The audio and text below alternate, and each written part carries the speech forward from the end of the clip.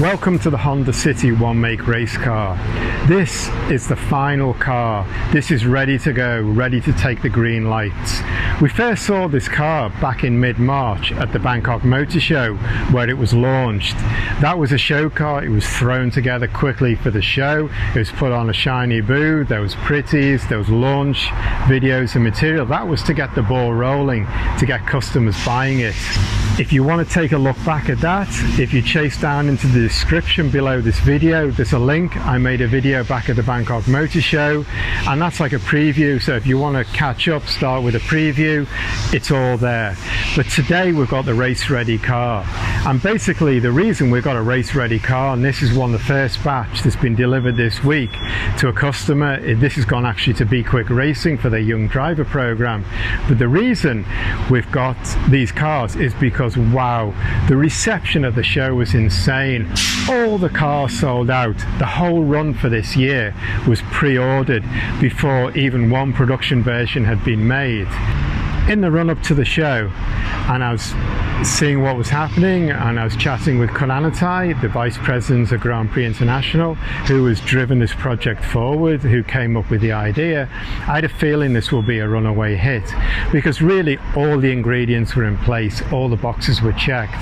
Grand Prix International, they have a huge experience with Thai motorsport. They used to run their own series. In fact, they used to run Honda's official One Make series till that became defunct about, I guess, nearly 10 years ago now. So they have all the experience. They're a huge company. They have the resources, they have the manpower, they have the tech, they have everything, the experience to put this together. And they also have a passion, real passion for the sport, and they have a trust with the racers. And then the other thing really is, if you look at this badge, if you want to connect with the grassroots of Thai motorsport, forget the GT3 Ferraris and Porsches and Lamborghinis and Mercedes. Forget them. You want to connect with the grassroots, you want to connect with the fans. Just take a look at this badge. If you put that on front of a car, you've connected. So all the ingredients were there, and we really, after 4 months of testing, of development, of fine-tuning, of honing this car, of pounding around Pira circuit, this is the final car. It's ready to go. And today I want to look through this car. I want to talk you through it and see the final specification. I just want to give you a little bit of background first of all to the Honda City and why it could become a race car. The Honda City this generation was launched in November 2019 in sedan format. It was launched here in Bangkok. It's a popular car here, a popular model, and it sold pretty well. A year later, last November, they added a hatchback to the sedan, basically to replace the Honda Jazz, which is also a popular car here and also a popular car in Thai racing. So they added the hatchback. But the interesting thing was this RS badge, because they added this RS version, and this RS version has paddle shift transmission, and that ticked the boxes to build a race car, because this is virtually an automatic market. Most cars are built automatic here, and so it's very difficult to turn them into race cars or a cheap, cost-effective one-make race car without a lot of expense of putting a new transmission in. For example, the current generation Civic, if you built a one-make race car for that, I guarantee you Thais will be queuing up to buy it, but you wouldn't be able to keep the cost down with the transmission upgrades you would need. So really, this arrived at the motor show. This arrived with paddle shift transmission, and as soon as the guys from Grand Prix International saw that, their eyes light up. They've been wanting to do a new one-make race car for a while. Now they had it. This was ready to be turned into a race car.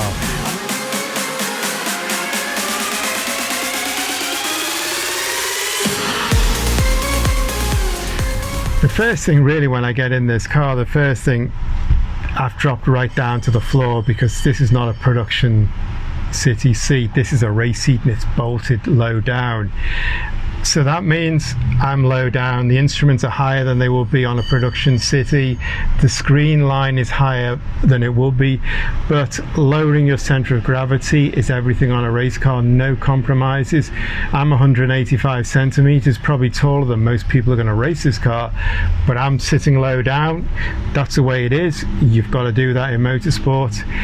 Then this Sparco seat is pretty nice. It's got head side restraints, and we've got a net here as well, so you're pretty secured. It's got a 6-point harness, and the safety features are all there. You've got a bespoke roll cage, which has been looks really beautifully made. It looks very well thought out. It's bolted in place. It avoids a dashboard, and that means you can retrofit this car back to a road car at a later date if you want to, if you don't write it off or roll it or something like that. And what's nice, although a lot of the trim, a lot of the tat, the soundproofing, the carpets, the passenger seat, the rear seats, all that sort of stuff has been ripped out, you've still got some production touches here as well. So you've still got the infotainment screen, you've got the multifunctional steering wheel, you've got the heater controls, you've got the rear window heater, you've got air conditioning, you've got the USB ports, the 12-volt charger.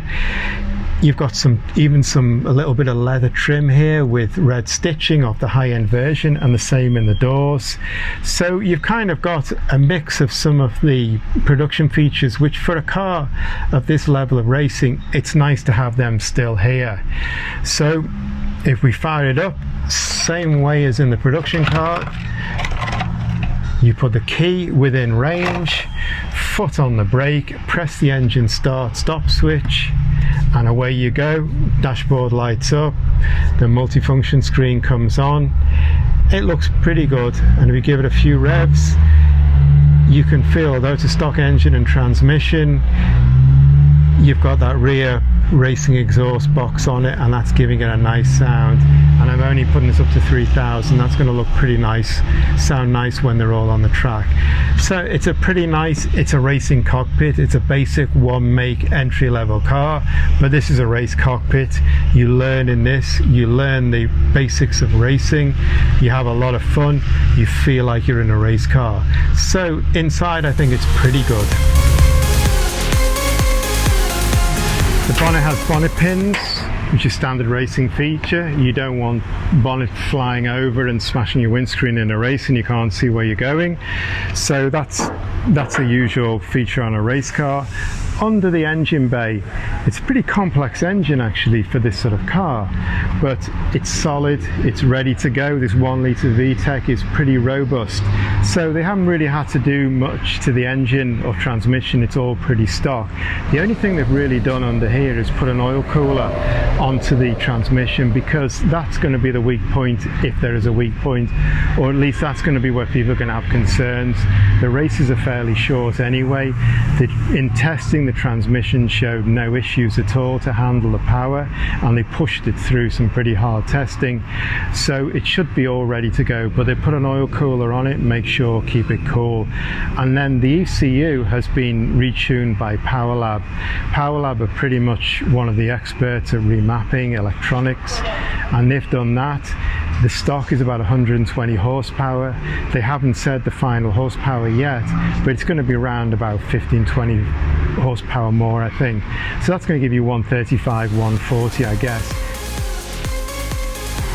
I just want to look at the aero kit now, and really you've got to say here, at grassroots level, when you're selling a one make race car to gentleman racers, sure, you need the aero because you need that, manage the airflow, you need the downforce, you need the handling, the balance, the dynamics, but at the same time you really need a good looking race car, because a gentleman driver, he wants a car that looks good as well as being good. So it's a balance you've got to find. And if we start with the Honda City this generation, Honda have done a great job with the styling. Really the first decade and a half of this century, they lost their way a bit with styling. The styling was pretty wishy-washy, but then with the current Civic, with this car, they've really got a design language that stands out. And in this segment, it's a crowded segment, you want to attract consumers, you need to stand out. And there's so much detail on this car, so many features, so many angles, so many curves, so many sharp edges and creases. It looks great, you can't miss this car, it looks the part. So on top of that, you've got the RS kit, which helps, and then Grand Prix International needs to finish that off, and they've done a great job. This boot spoiler, this tailgate spoiler I should say, it's a hatchback. On the back, it sticks out, it's strong, it looks the part. On the front, you've got a splitter. Again, you've got a strong front end on this car. The splitter sets it off great, and you've got a side skirts as well. So this is going to look great once it's wrapped in sponsors liveries. And I really think gentlemen drivers who have bought this car, they're going to be able to stand there and they're going to go, yeah, I like this car.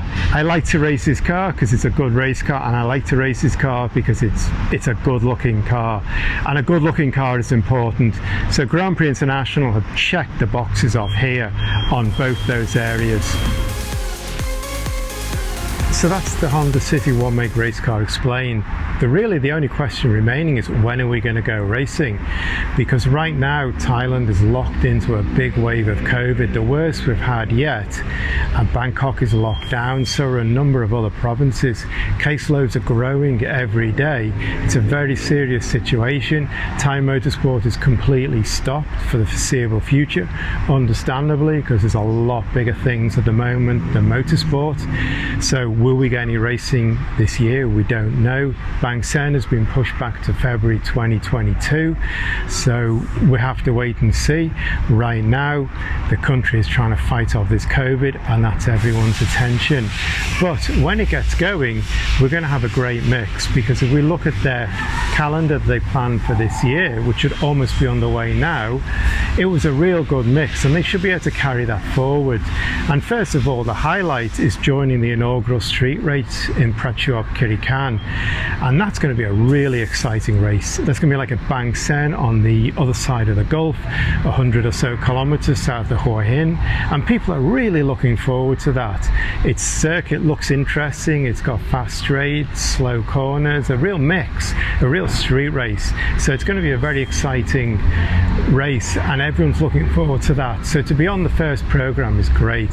Then they want to go to Pira and Buriram, and obviously that's a great mix. Pira, short, narrow, tight, twisty, crazy, old. Buriram, big wide open spaces, long straights, long fast sweeping corners, beautiful modern facilities. So really, when it gets going, these guys are going to have the full mix of Thai motorsport, Pira, Buriram, and a street circuit. And I've also got to make a comment as well. The driver mix is pretty exciting. A lot of people who have joined this are real old school racers, old school gentlemen, but some of these guys are really fast, they're really competitive, they aren't going to lift for anything.